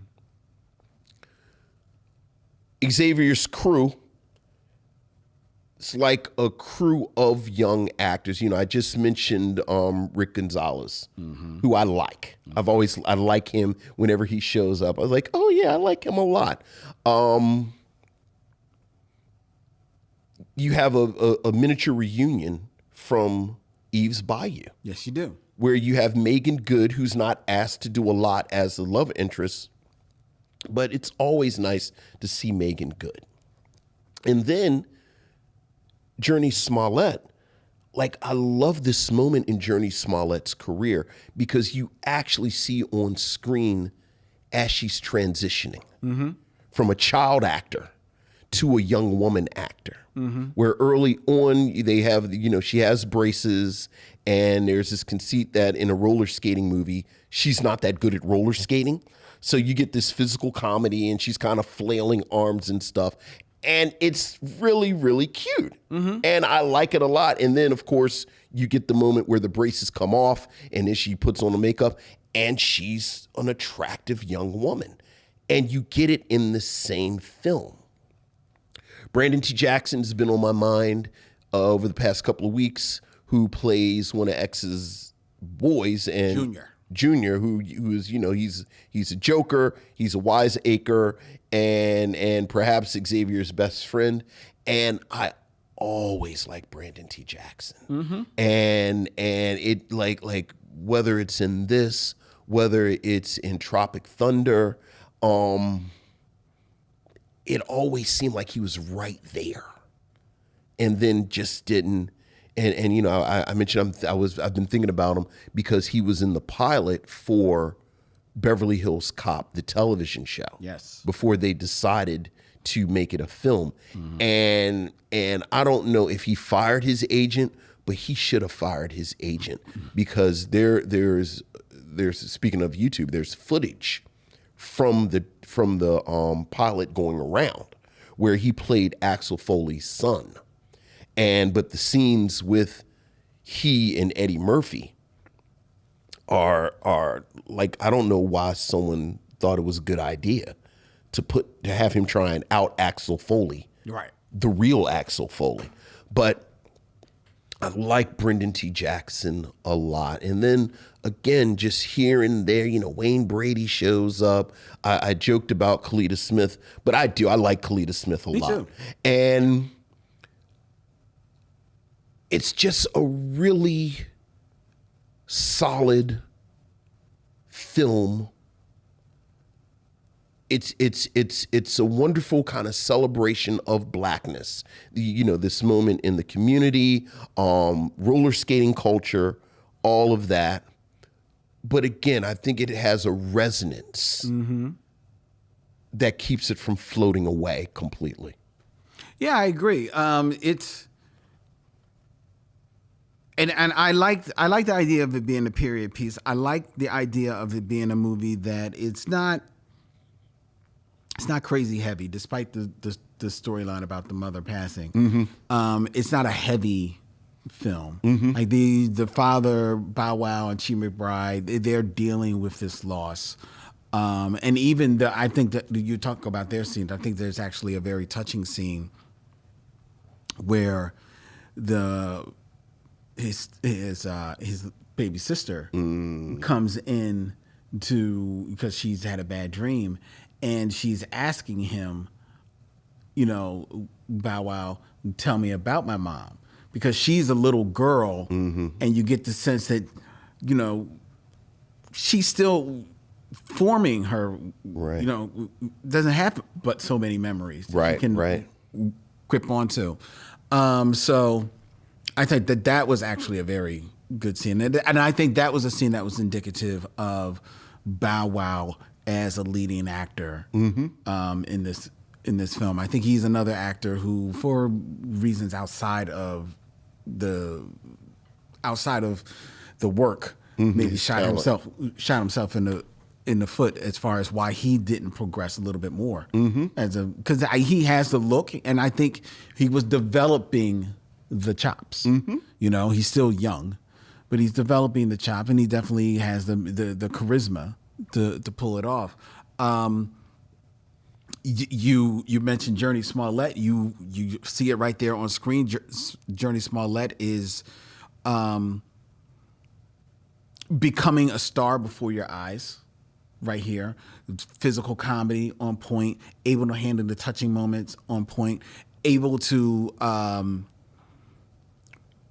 be one of the guys but still be a girl in this movie. I appreciate, you know, the film, you know, Malcolm D. Lee is the director, but the film was written by Norman Vance Jr. And I appreciate that her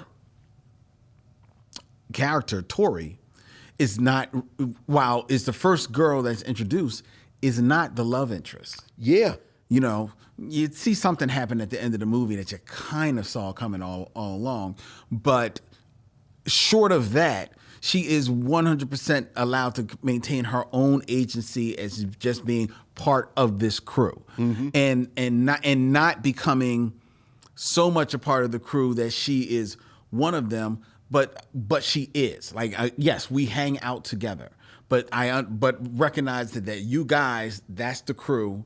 You know, one, I don't skate as good as you. And it's because I can't skate. I can't skate as It's not because I'm a girl. Right. It's not because I'm a girl. It's because I just can't skate as good as you. And I'll get there. Or maybe I won't. Or maybe I won't. But I'm right here. You know. Right. But meanwhile, I can see what's happening. I can see that you, you need to get with Naomi, Megan Good. You know, why you fronting? You know, and I'm going to tell you about yourself. So I appreciated that her character being written that way, because it would have been very easy to write her another way. I think Malcolm D. Lee and I guess I can't land it at his foot because he's not shown as writing this movie. But I would imagine he probably has some hand in it. But to be fair, I don't know. But I find that in a lot of his movies, there's a lot of plot. Mm-hmm. And it's so much plot that sometimes things get lost. Because I think, like you say, the father is introduced as, dealing with the loss of his wife, dealing with the loss of his job, hasn't told his family, trying to find a new job, and possibly trying to pick up the pieces of where do I go next romantically in my life. And all of this is hinted on in the film. And while I understand most of the film is supposed to be about the crew and the skating, if you're going to hint on all of these things, you got to pick one or two and focus in on them. I 100% agree with you. Because it's just too much. I didn't think he needed to lose his job. He did not need to lose the job without him not having a job. Yeah, there's absolutely no reason for that. I agree. And I think the proof of that is that it kind of really gets lost. Right. That's that's the storyline that kind of like gets lost in the sauce, right? And then next thing you know, him and Kalita Smith are working up a romance. Sure. That maybe you kind of saw, but it still kind of comes out of left field a little bit. And I don't necessarily know whether or not that necessarily had to happen to the extent that it did. It seemed like it moved a little fast. Yeah, right? Yeah. So that's one thing that I will say that I find with a lot of his films. And I think that this movie suffers from that a wee bit. But the camaraderie behind the crew, it's good. I think that I think he wants it to be a little deeper than it is, but he never really explores it. Because there's a moment where all the guys are hanging out at X's house, and Junior, the Brandon T. Jackson character, gets up and he's basically just riffing and cracking jokes on everyone in the crew, taking turns on everyone, right? And you see them all kind of like, they eat the joke, but you can see it all kind of like hitting them a little, right? Like, dog, like, did you really have to go there, right? And that's never touched on again. Oh, I thought that was just them being... I thought that was played for comedy. It was played for comedy, but I think if you look at that scene again, when the moments where he is cracking on people and like there's the moment where they kind of turn like, dog, all right, you're going on a little bit much. You're getting a little personal. You know what I mean? I mean, and you're the dude who has had a bit of a comeuppance a little bit in this film on your own. Right. So for you to be piping up at us, I felt like he was trying to pull something there, and I think the reason why you think it's pulled for comedy is because it's never touched on later. But I think he's trying to put the clues there. So how do you feel about the first round of that at the beginning of the film, where one of the very first jokes he tells is he clowns X's old skates after they acknowledge that these are the skates that my dead mother gave me. And everyone said, and he actually says almost verbatim what I'm saying, like, so because your mother passed, I'm not supposed to clown you for these old skates. And then he says, looking like Harriet Tubman skating to freedom. Yes. A solid joke. A solid joke. Right. But again, to me, I didn't mind it not being touched on then, but I thought, going back to the scene that I just brought up to you, which happens later in the film, right, that scene that I'm talking about is supposed to kind of like piggyback off of that, but it gets lost. It's just another small little plot point that I think is just overstuffing this, right? So, and admittedly, I'm a nitpicker about some things. And when some things take me out of a movie, it's hard to get me back in. And a couple of things, two things took me out of this movie. Okay. What are the picks that you've knitted? Well, one is something that we've mentioned in other films, Okay. and that's the wigs.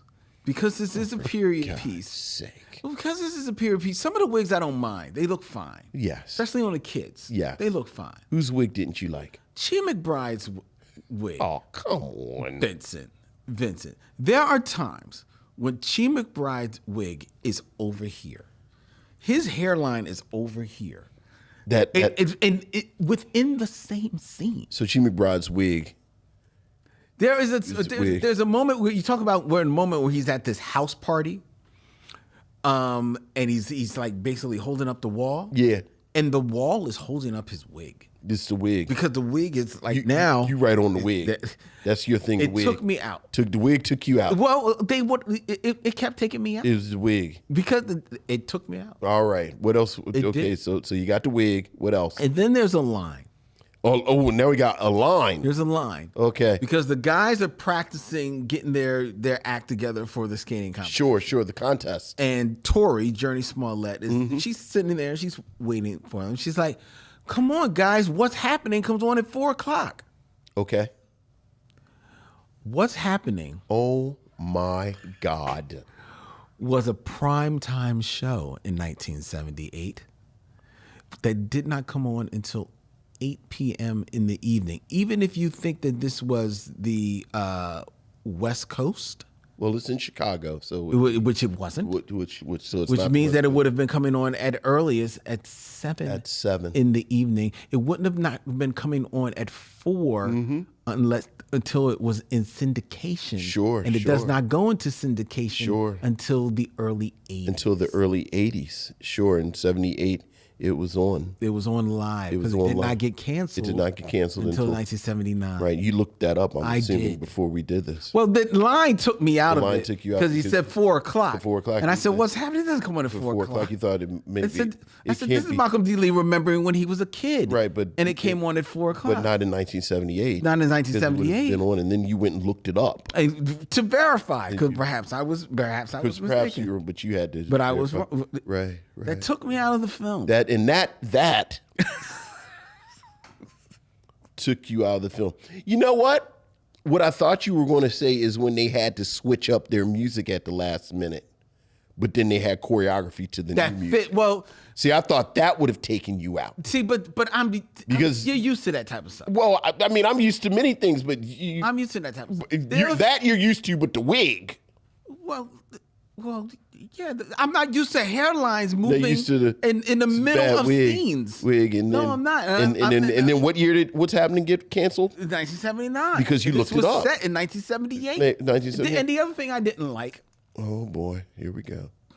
In regards to the script, and I'm not going to put this at the feet of Malcolm D. Lee because I don't know that he wrote it. So I'll put it at the feet of Nora D. Vance, who is the listed writer. Sure. It's that this movie is filled with a ton of 70s references in the jokes. No problem with that. Okay. However, when you're in the 70s, you're not cracking every joke. Every joke isn't dynamite and sit on it. Yeah, it's not. Not every joke. It's not. Okay. Because more often than not, your jokes are based on things that you are watching on television. Sure. And while you are watching a lot of stuff that's prime time, if you are watching television at 4:00 in the afternoon, it's from stuff from the 60s, the late 60s. Late 60s. And perhaps early 70s. Perhaps early 70s. And those are your references. Those are so or your references are just simple slang. Was there one in particular that stuck in your craw? Well, one person, he says he looked like a Cosby kid. No, like I assume that he was referencing. Fat Albert. I understand that, but nobody would say you look like a Cosby kid. I disagree with you because I thought that was a solid insult because I thought that he was saying that he looked like he was poor. Yeah, like that was a reference. Like I actually like. But nobody would say Cosby kid. I 100% believe that the kid who lived in the suburbs on the north side insulting the poor black kid would call him a Cosby kid. I don't. at all. Oh, yeah. That's too on the nose. No, It's too on the nose. It's too on the nose. I disagree. I didn't like that. I didn't like Yeah, that. About I the script. disagree about that. I did. Well, I actually thought that again said a lot about him. That I feel like we're better than you all. Y'all are poor. You're black. You're a raggedy group of black kids. My big insult for that, because I'm a suburban white kid. So all I can, I watch Fat Albert. suburban white kids don't watch Fat Albert. Stop. Of course they watch Fat Albert. You just watch cartoons. Okay, but you just watch cartoons. First of all, the on person Saturday. that cracked that joke was not a suburban white kid. He was a teenager. No. This is 1978. He watched it 2 or 3 years ago. Okay. Like, that's all he knows. Okay. Now, if a black kid had said that, I might go along with it, because a black kid would have said, you look like Dumb Donald. Exactly. But no, because a black kid is inside the culture. Okay, well, so he would have been more specific. I don't. And you remember people calling a kid with like big lips, they called him like Dumb Donald. Yeah. And that was very specific. So I'm pushing back on that joke. Well, push back, but I don't. All right, but then you don't like it. You know who else I liked, and I have liked, and I just kind of like him? I always wanted to see more of Wesley Jonathan. You know what? Who plays Sweetness. I thought that too. He's because like evil Nick Cannon. Because I liked him so much that I'm like, haven't I seen him in more stuff? He really hasn't done a lot of stuff. You know his big claim to fame. So speaking of Saturday morning, so after Saved by the Bell, there was a whole series, like it was a bunch of them shows. Yeah. He was on one of those shows. Oh, was he? I think it's like a City Guys or City High. Oh, I kind of remember that. Yeah, I remember that show. That was who he was, and then you kind of saw him. City Guys, yeah. He was on City Guys, and then you kind of 4 years. Yeah, the here and there. But I always liked that guy. Yeah, I mean, he actually had a fairly. I mean, he was 4 years on City Guys, and then he does 4 years right around this time. He was on something else. What I Like About You, from 2002 to 2006. Was he on another show? Like a grown-up show? No. Oh, he was on The Soul Man from 2012 to 2000. That's the Cedric the Entertainer. That's exactly it. He plays Cedric the Entertainer's brother. Oh, really? Yeah. I've never heard of this show. Soul Man was on TV Land. Remember TV Land had that spat of original programming for like 5 years? This was a spinoff of Hot and That's right. That's right. Oh, what do you know? I've never heard of the series. Yeah. Cedric the Entertainer, Niecy Nash. Mm-hmm. It was what it was. It was a show that could have been on CBS and run for 8 years. Yeah. And maybe even a little better than that. But I always I liked him. Yeah, he doesn't do much in this movie except be like the guy, right? The sweetness. But you kind of tell there's something going on with him. Yeah. You know, yeah. Like there's something going on with that guy. Yeah, and that easily could have been the Nick Cannon role, right? But I like Nick Cannon in the speed that he's in. I love this Beanard, right? That Nick Cannon plays not Nick Cannon. Yeah, it's like I'm not doing this. It's kind of like my favorite thing. Speaking of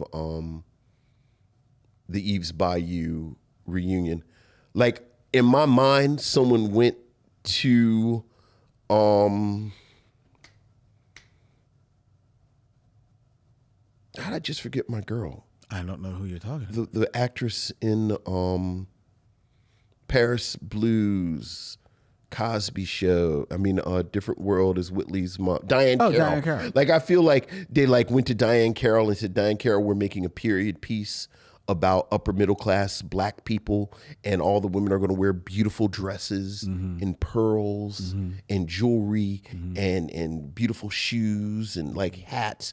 And Diane Carroll said, nah, I think I'm going to play the voodoo lady who works down on the water and wears white makeup and smokes cigarettes. So yeah, I love Nick Cannon in here, just sort of, I'm going to play the weird hippie guy. Yeah. There was one other thing I didn't like about this movie. Oh, for God's sake. And this is honestly not to say that I dislike the movie. Right. But there's just things that bothered me. Yeah, the bother is a very strong word. But go Well, they ahead. bothered me. Okay, go ahead. The other thing that bothered me about this movie is, one, I can see that this is the movie. Like I recently just had a conversation about Megan Good, right? Okay, And about sure. how Megan Good, for a certain demographic, Megan Good is their Nia Long. Sure, absolutely, Right. 100%. And I can see where this is probably one of the movies that begins her on that path. She too is moving into young womanhood. Right. And I can see that. And God bless. Oh, absolutely. But there is this movie is definitely shot from the male gaze in regards to its depiction of the women in this movie. That it became a little tiresome to me. I mean, it starts with Kalita Smith coming out of her house which is like, if you're a fan of Friday, you almost returns you back to that. Right. It's So almost so to me, it was like, all right, they're almost homaging Friday in that scene. Right. So fine, because And I like that they pulled back after that with her. exactly, and I was about to say, Yeah. and they pulled With Kalita Smith. right. Yeah, You don't really see her character depicted in that way right. anymore. And I did like that. So I like that, and that's another actress I don't think ever really got a chance to really flex. Got a theory about Kalita Smith. But then when we're introduced to Naomi, Megan Good's character, we're introduced to her, and the camera shoots her from behind. Yes. Starting with a tracking shot from her behind. Yes. Right? And then we go to that house party I mentioned, and there's another slow motion camera move. Right, of that one It's character. of one character who we're introducing to the movie. Yeah. Right then in the movie, solely so that we can see her in her not cheetah, her leopard. That's right. And that just became a little. I think both of those shots were from the perspective of the male characters, though. No, but not the Megan Good character. Not right, because she was going towards she was them, going towards and they them. shot her from behind. Yeah, Right. So yeah. so that one you're I'll right. Yeah, own that you. one. I'll own you on. I'll yeah, give but you the that one on at the camera. party that was very much Charlie supposed Murphy to be and Mike Charlie, Epps. Yeah. Okay. Right. Fair, but still. Yeah. It just became a little. Yeah.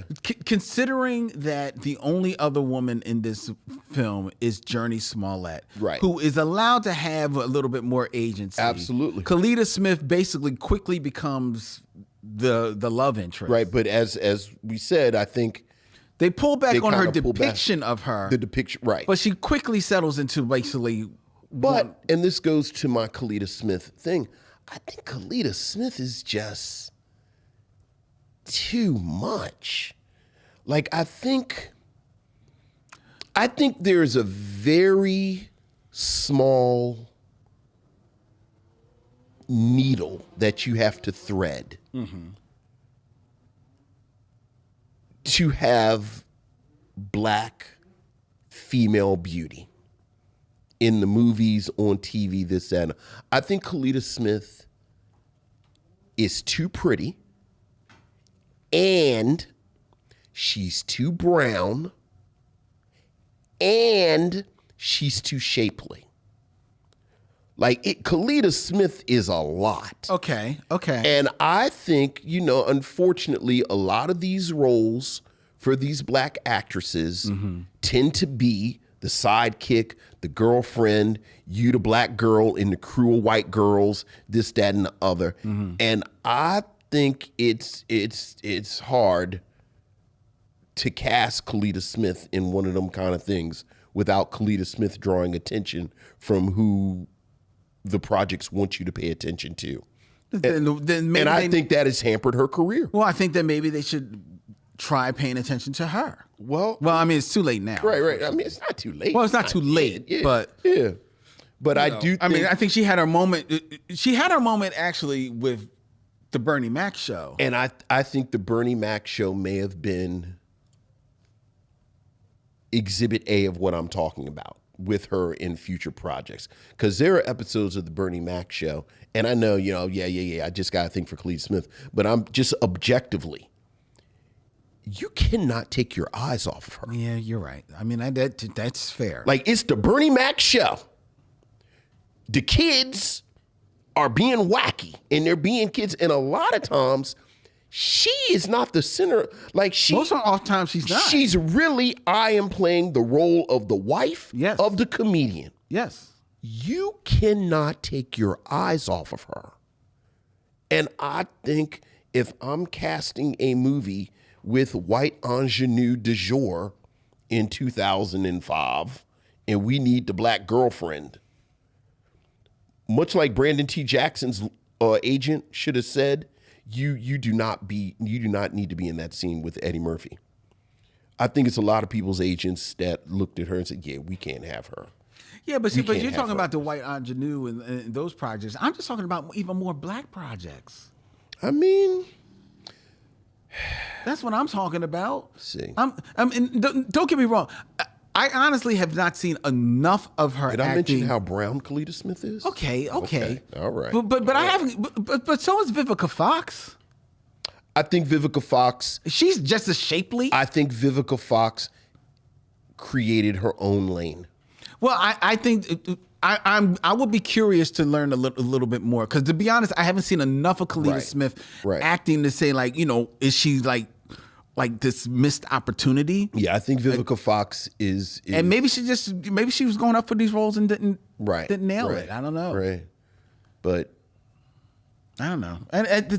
But it was noticeable, especially in light of your observation of these other women being sexualized, that after that first moment, the film really tampers that. Really pulls back far from her. From, like just in her wardrobe. I was just about to say her wardrobe choice, the way she's in the frame, like all of it. Yeah. And I know that's intentional because I watched the Bernie Mac show, where, again, I don't think it was salacious or anything.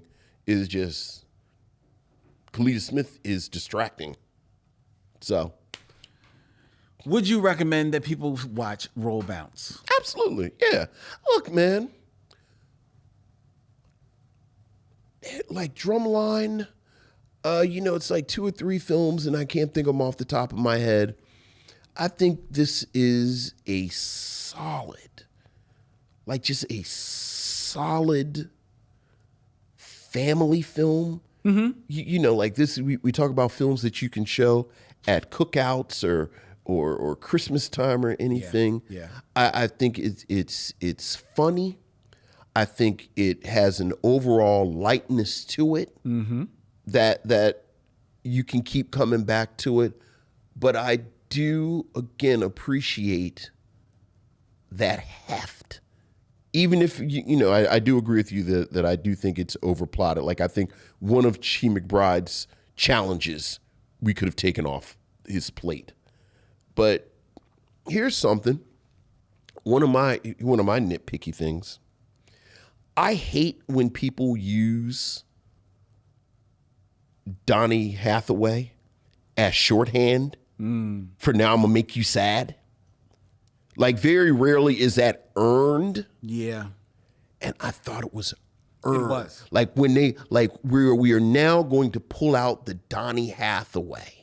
And it wasn't the typical Donny Hathaway. Right, but for all we know, and it's just a tearjerker, but the scene with the car flows right into that. And I said, this is earned. Like Malcolm Lee, Bow Wow, Chi McBride, they earned this moment. Yeah. So yeah, absolutely. Yeah, I'm a fan. I'm a fan of this movie. I'm a big fan of Roll Bounce. Nick, one more pit. In the beginning of the film, you see him holding a chain that's got like his skating key. Yes. Was engraved from his mom. Yes. From my favorite skater. And he actually kisses it in the beginning of the film. And he goes to sleep with it. Yes. So much so that it gives you the impression this is he wears this close to his vest. Yes. it disappears for a great bit of the movie. You were keeping track of it. Well, because I noticed it was noticeably gone. Keeping track of it? It was noticeably gone that very Was next it gone morning. or was it tucked in? No, it was gone. It was gone. gone. It Are you sure it wasn't tucked in? No, I'm absolutely positive. Are It you? was gone. It was gone. It was gone. You It didn't would see around? return It returns. later, and of course, it is there at the end for Sure. the And big what scene was it skate-off. gone? Was it gone in It was gone the next scene, the next scene? and does not return for at least another 15, 20 minutes. You sure it wasn't tucked in? No, it was gone. Did you pause and look? Did you pause the television? I didn't and have look? to pause. You and didn't look. pause. He wore a You sure? shirt that gave me didn't pause? full evidence You didn't pause it that he did because you not went and have it looked on. up to see what year, what's happening, was. I just love the fact that this is recorded.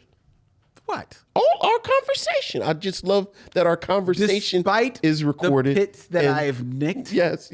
I would recommend Roll Bounce. Okay. At the end of the day, like you said, it's a light film. It's a family film. Right, It's got heart. Yeah. It's got some charm. It's got some laughs.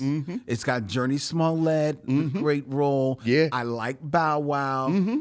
Wig notwithstanding, Wig I like Chi McBride. Yeah. Charlie Murphy. Charlie Murphy. It's always time for Charlie Murphy. Always time for Charlie. Mike Epps doing his thing, you know. Kalita Smith, who doesn't have time for Kalita Smith? Look.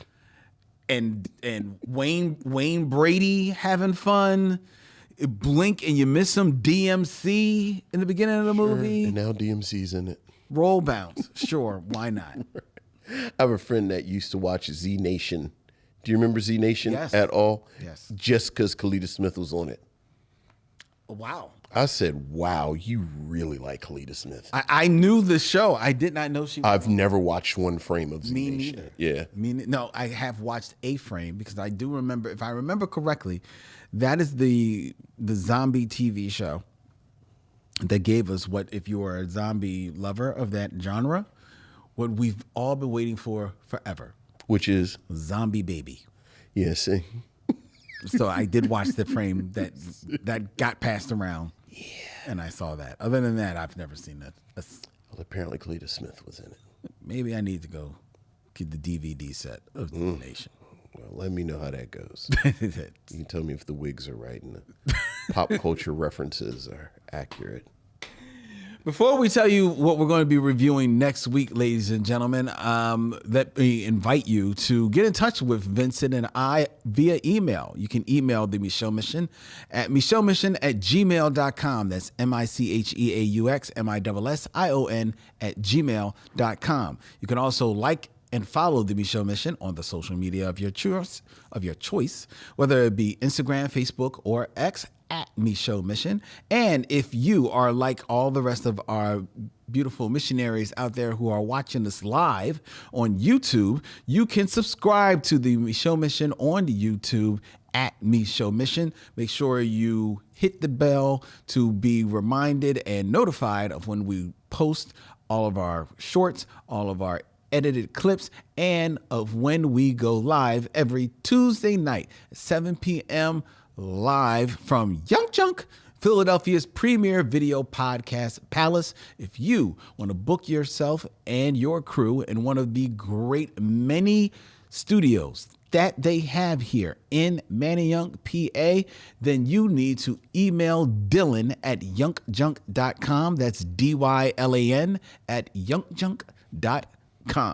The Michelle Mission is also a proud member of The Podglomerate, thepodglomerate.com. They make podcasts work such as ours, which will be returning next week right here in Young Junk as we close down our Summer 2K book of films with the movie that created Yeah, how about that? the Michelle Mission. How about that? From 2010, Bow Wow returns. It was all Bow Wow's fault. Lottery ticket. Next week, here on the Michelle Mission. Until then, he's Vincent, I'm Len. In parting, we say, We'll see you when it's time.